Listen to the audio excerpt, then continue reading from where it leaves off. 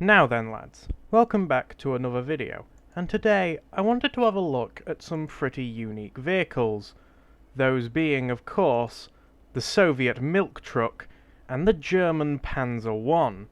But first, let's have a little bit of a quick introduction as to what these are, as some of you may have no clue. A little bit ago, Enlisted did a bit of an event, they do these often, and gave out two new event vehicles. The milk truck, or the GAZ-MM, which is a Soviet anti-tank gun on the back of a milk truck, as the name suggests, and the Panzer I, which is effectively just a Panzer II with less armour, it's more open, it's a bit smaller, and it has the German anti-aircraft gun on it. But you know what the real question is out of these two? Which one's better? Which one should I be using to fight more or less? And which one is better at killing planes? So, why don't you sit down and we'll have a bit of a discussion and ramble about which one truly is better. So, to kick things off, we'll start with the first vehicle, the milk truck, or the GAZ-MM if you're a boring person who likes to use all the historical terminology, whatever that might mean. Now, this vehicle isn't actually the worst thing in Enlisted. Maybe. It has a decent enough speed, with a max speed of 70 kilometers an hour, and its cannon isn't bad. It can actually kill lower tier German tanks like the Panzer II. That's got to account for something, but okay, I'm sorry, this vehicle is just not that good. The problem with it is it's a truck, so it has no armour.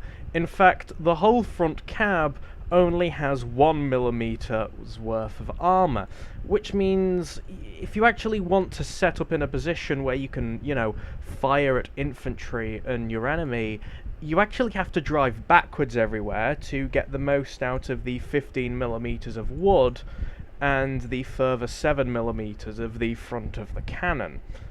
And this driving backwards technique is kind of annoying. It's unintuitive and it's just really hard to get around. It's just its biggest flaw, in my opinion. It's kind of unforgivable about it. Along with that, you also can't shoot forward anyway because, well, you're stuck at a sort of 45-degree angle aiming upwards, which is fine if you're only going after planes, but infantry, no, just don't even try. But that leads the question, how is it against infantry and planes? Not very good. It's not the worst against infantry, but with only 7 shots, you're really relying on being able to aim it well, and maybe I just suck at aiming, but I struggle to get this thing to aim well. It's probably my fault, but it just feels lackluster. It doesn't feel like a very strong vehicle against infantry. And against planes, it's even worse. Its really slow fire rate basically negates any positives about it. It basically means that you can't shoot down planes very well, and it's too slow to kill a large horde of infantry, which effectively means it's just kind of useless. It's really more of an aesthetic vehicle that you'd get just to say, hey, I got this. And that's what it feels like to me. But my biggest problem with it, by far, is its survivability. Like I said earlier, it has a whole whopping 1mm of armour in the cab area and 15mm of wood. It actually does have a fair amount of armour on its undercarriage of 30, but God knows why anyone would be shooting at that. But all this combines to create a really lackluster and underwhelming performance that, despite having 4 crew, you nearly always get one-tapped by any type of shell, so I wouldn't recommend this vehicle. In fact, I think it might be in the contender for one of the worst vehicles in the game. But maybe it has some redeeming qualities? Some of you can argue, and if you have any ideas, let me know in the comments. I'd love to know if I was using this vehicle wrong, because when I was using it, I just got frustrated. So, that's the milk truck for you, and maybe it should just stick to delivering milk. Now we get to an actually much better vehicle, the Flak Panzer 1, and honestly, I prefer this vehicle by an absolute mile over the milk truck. You see, this actually goes against a lot of the major problems with the milk truck that it had, and although it can't go as fast, it has many, many more advantages. Its first major advantage is its armour.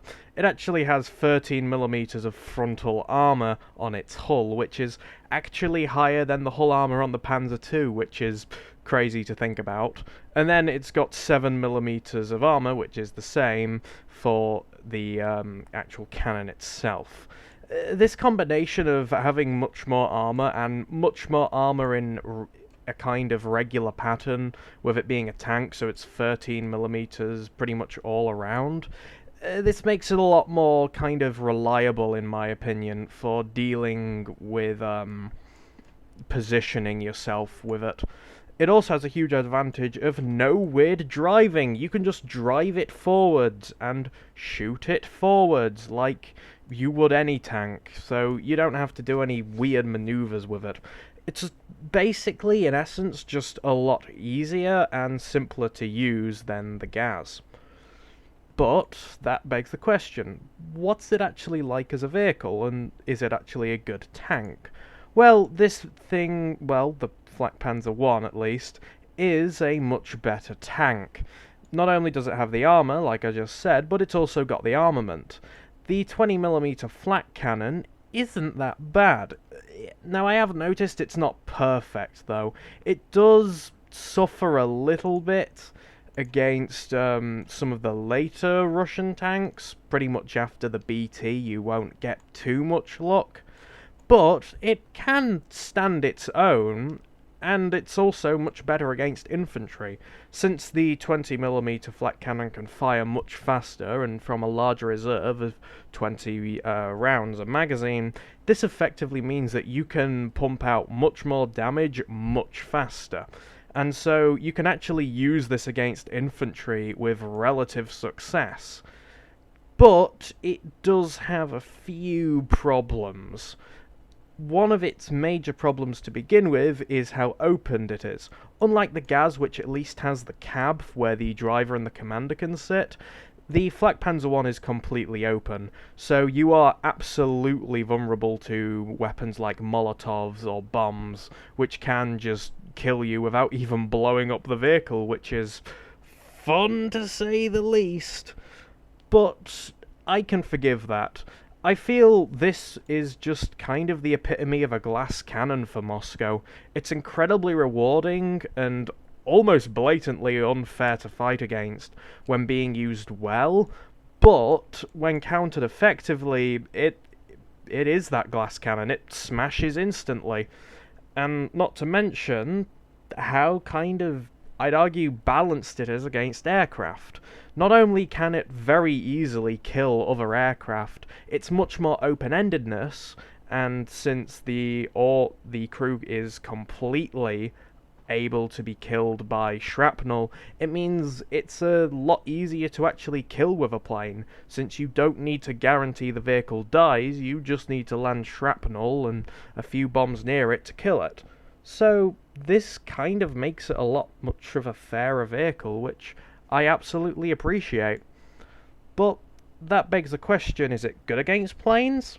I'd argue, yes, it's really good.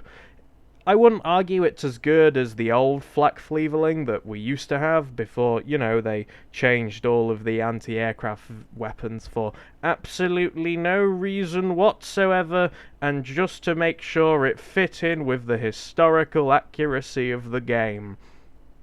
And therefore, this is probably the best option out of all of them. It still fires roughly the same, but unlike the flak Fleveling, where you had 4 barrels, which increased your chance of hitting, you only have 1, so you do still need to be more accurate, but you can be more lenient with this, unlike the GAZ, where you have to make sure at least more than half your shots land. With this, you just need to make sure some of them land. That being said, I did find it to not deal as much damage. When I have used the Soviet one and I have had a hit, it's normally done more damage to the planes, whereas the Flak Panzer's cannon just doesn't do as much damage, or at least it doesn't do much visible damage. I don't know how it works, but it just seems a bit weaker. So I guess it is kind of balanced in that sense. But overall, yeah, the Flak Panzer 1 is just better in every way. Hell, at further ranges, you could even suppose it's better than the Panzer 2, since it's got more hull armor against it. But, okay, yeah, probably don't use it over the Panzer 2. It's still only got 2 crew members, so it can be killed very easily. But overall, yeah, this is definitely the better one. It's just a shame that so few people will have it. Or that's a positive, I suppose, if you're a Soviet pilot. But anyway, I think that's what I'd argue the Flak Panzer 1 is. Kind of a glass cannon, it's pretty decent, and it's better than the milk truck in almost every way. So, that's it. Both vehicles have been looked at, but that begs one question. Which is better? Without any surprise, of course, it's the Panzer 1. The milk truck is a glass cannon, but it's a glass cannon whose risk outweighs the reward so much that the reward might as well be negligible. The Panzer 1 at least has a reward for that extreme risk it has, and therefore, I personally think it's much better. The GAZ is just kind of a cool novelty. It's, like I said, nice to say, oh hey, you have it, but other than that, it's just kind of, well, it's not worthless, it can kill things, but it can be countered by literally everything that I think the Panzer 1 is just much better, and so, yeah, use the Panzer 1 if you have it over the GAZ, it's just much better. And when the new update comes out, you'll probably be able to use the Panzer 1 against the Allies in the West as well, so I'm sure they'll enjoy that. Anyway, I have been Brucey Boy. Thank you for listening to this rambling about my week of torment using these vehicles, and, well, I hope you come back for more. So, thank you for watching, and goodbye.